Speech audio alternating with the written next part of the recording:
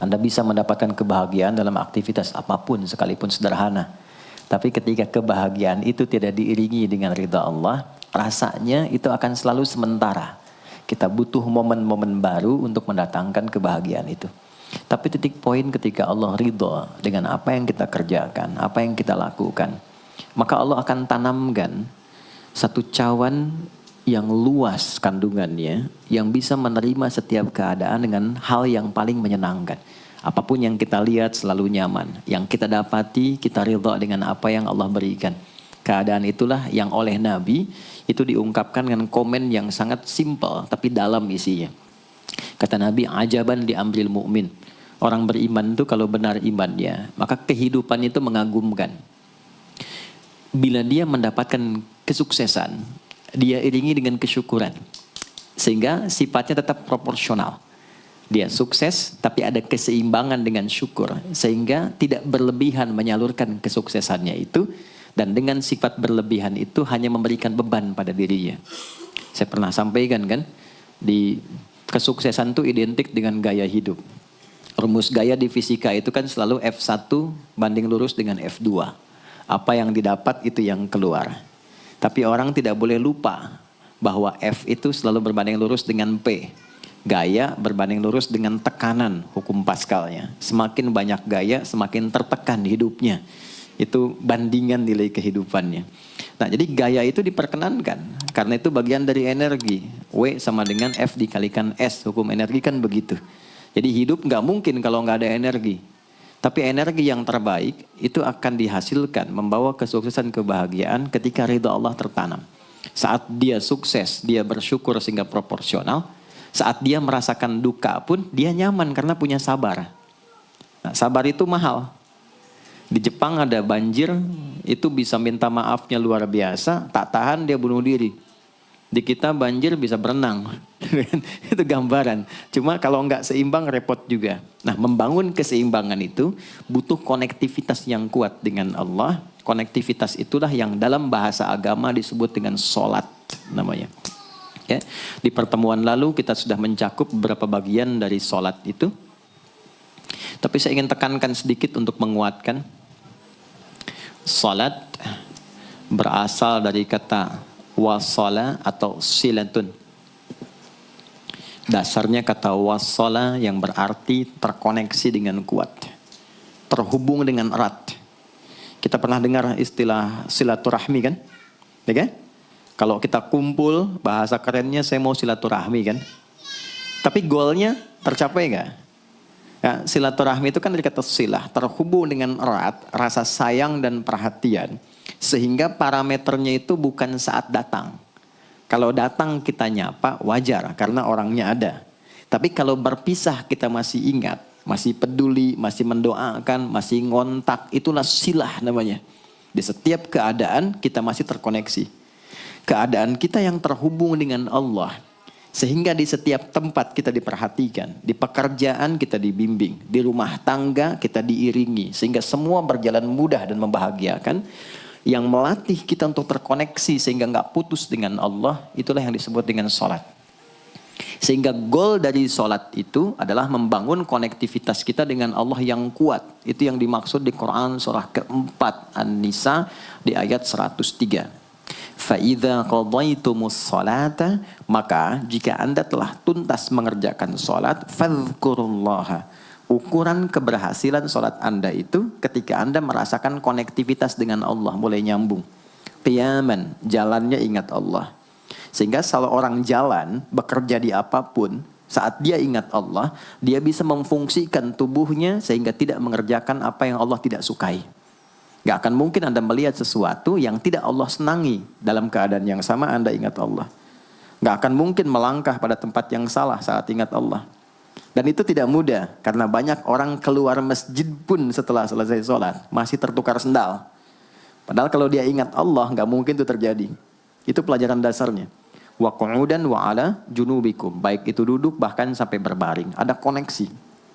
Nah jadi singkatnya, sholat itu semua gerakannya, semua bacaannya, Dari mulai kita bertakbir sampai kita salam, bacaan yang mengiringi, itu bukan sekedar gerakan hampa makna, formalitas kita bergerak dan berakhir, bukan sekedar membaca bacaan yang tidak ada isinya, tapi semua bimbingan bagaimana kita diajarkan langsung oleh Rasulullah bisa mengoneksikan lewat gerakan dan bacaan itu tersambung kepada Allah, sehingga feedbacknya semua apa yang kita bacakan dijawab oleh Allah.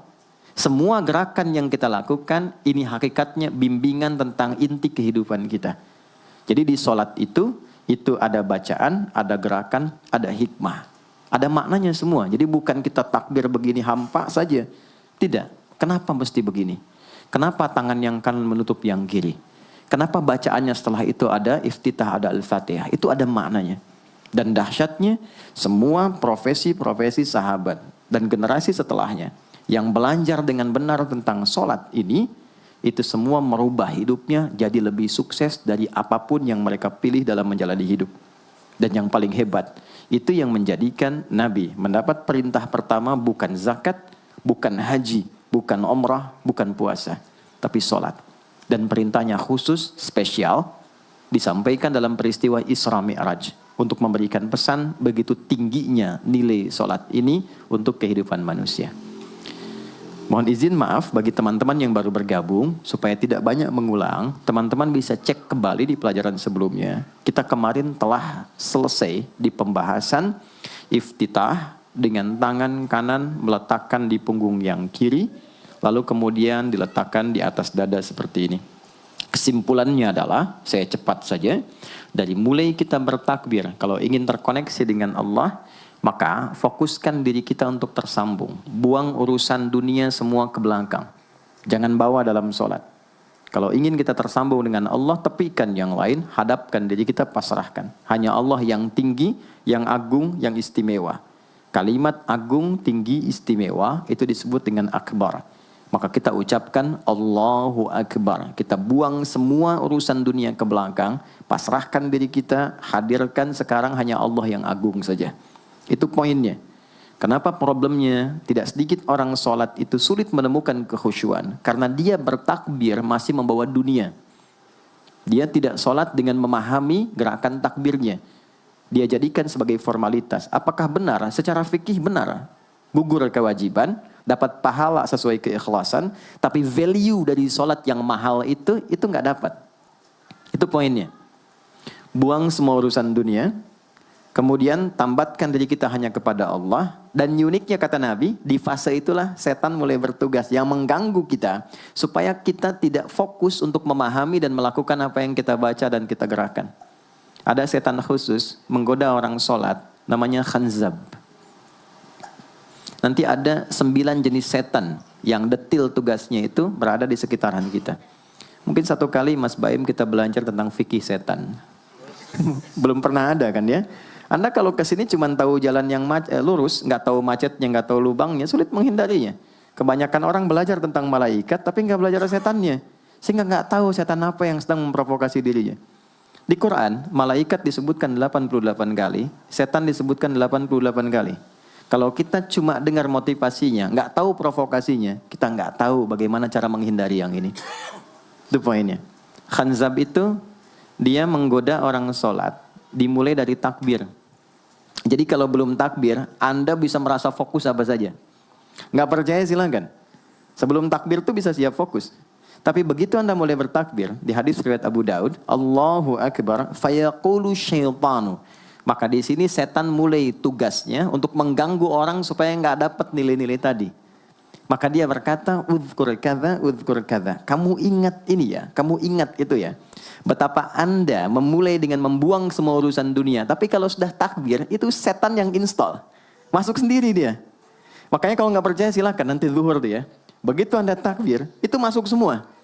Ingat ini, ingat itu, mobil parkir di mana. Sampai ceramah saya sekarang pun itu akan masuk. Ingat ya, ada setan yang goda. Nah itu setan itu. Itu setan sendiri. Membuat kita itu begitu lupa. Sampai lihat ujung hadisnya. Hatta la yash'ural musalli kam raka'atan yusalli. Sampai nanti akan ditemukan orang sholat. Dia tidak sadar berapa rakaat sedang menunaikan sholatnya. Nah itu kalau Nabi sampaikan pasti terjadi. Poin. Untuk kita bisa mengatasi itu, poinnya apa? Quran surah ke-29 dulu, ayat 45. Quran surah 29, Al-Ankabut, ayat 45. Di Islam tuh uniknya begini, istimewanya. Nggak ada satupun ibadah yang hasil kreasi manusia. Semua terukur.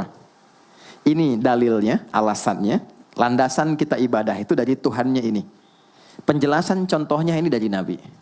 Pakemnya begini, kodifikasi ilmunya seperti ini. Sehingga terjaga sampai kapanpun. Dan tidak ada satupun yang kita kerjakan dalam ibadah, kecuali semua punya landasan yang kuat. Dan hebatnya diterangkan. Ini caranya, ini bacaannya, ini maksudnya seperti ini hikmahnya. Kenapa Anda begini? Kenapa begitu? Hasilnya apa? Ketika seseorang sedang memulai sholatnya, dari awal dia pengen fokus, tapi ketika dia mulai bertakbir, muncul godaan, maka sebelum sholat ditunaikan, Allah sudah ingatkan, Utlu ma uhya ilaika minal kitab. Utlu itu dari kata tilawah. Artinya baca, pahami, amalkan apa yang telah dipahami itu. Jadi sejatinya sebelum sholat, kata Allah kalau ingin menikmati sholatnya, ingin tahu value dari sholat dan dihasilkan seperti orang dulu meraihnya, maka jangan kita terfokus untuk formalitas saja. Yang penting benar bacaan, takbir sampai salam terjaga. Betul, sekali lagi, itu menggugurkan kewajiban, formulasinya selesai, secara fikih tuntas. Tapi hikmah sholat yang tadi itu kita nggak dapat. Maka yang terjadi apa? Baca dulu, tilawah, utlu, baca, pelajari dulu sebelum sholat. Kemudian pahami, kenapa takbirnya begini? Kita kemarin sudah belajar. Kenapa tangan kanan menutup yang kiri? Apa maksudnya sampai kita diperintahkan sholat? Bagaimana kemudian saat kita baca Al-Fatihah? Kenapa yang dibaca itu? Apa yang jadi bimbingan dari Al-Fatihah untuk kehidupan kita? Kalau sholatnya seperti itu akan merubah hidup kita. Itu langsung Allah sampaikan demikian. Lalu kerjakan, wa aqimis shalah, tunaikan sholat seperti aku tadi isyaratkan, kata Allah. Inna sholata tanha 'anil fahsya wal munkar. Maka jika engkau menunaikannya seperti itu, sholat akan merubah hidupmu. Itu kata Allah tuh. Minimal mendorong kita berbuat jadi lebih baik. Jadi bukan sekedar menjadikan kita pribadi baik, tapi semua yang kita kerjakan menjadi lebih baik. Itu sholat. Itu yang bisa merubah seorang Jundub bin Junada yang dikenal dengan Abu Dzar Al-Ghifari. Ini teman-teman, kenapa Ghifar itu viral? Ghifar itu adalah desa pembegal. Jadi semua sekampung begal semua. Sekampung. Pimpinannya namanya Jundub bin Junada. Jundub bin Junada. Singkatnya masuk Islam. Saat masuk Islam, secara singkat saja, Nabi arahkan, diajarin sholat. Betapa sholat merubah hidup beliau, jadi lebih baik. Kembali ke kampungnya, mengajarkan, singkatnya apa? Madinah heboh dengan kedatangan tapak kaki, yang ternyata itu orang-orang Ghifar. Sekampung kurang lebih masuk Islam, dan berubah jadi orang baik semua. Merubah hidup mereka. Jundub orang sukses, setelah itu jadi ustadz. Ini mungkin yang menginspirasi judul preman jadi ustadz. Ini tadinya pembegal. Pembegal semua. Sekampung sukses, jadi orang baik, aktivitasnya berubah, lebih berkualitas. Untuk memberikan inspirasi ke generasi masa depan. Bahwa kami dulu pernah begini, dengan sholat kami berubah, kesuksesan kami raih, maka diviralkanlah nama daerahnya. Tambahkan al di depannya, ujungnya tutup dengan i. Maka dilekatkan nama bekennya, kunyah namanya Abu Dzar. Abu Dzar Al-Ghifari. Al-Ghifari itu untuk memberikan kesan begini. Saya ini dari Ghifar.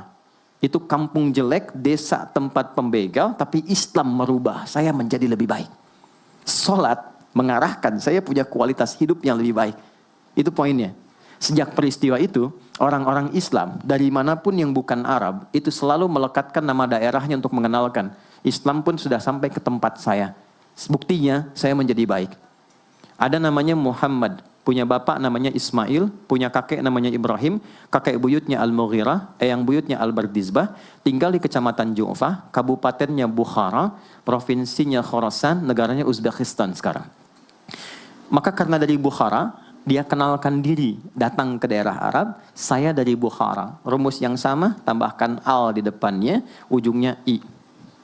Maka dia katakan, Ana Al-Bukhari. Itulah Imam Al-Bukhari. Bukan orang Arab. Kita punya guru besar Syekh Nawawi dari Banten. Ana Nawawi Al-Bantani.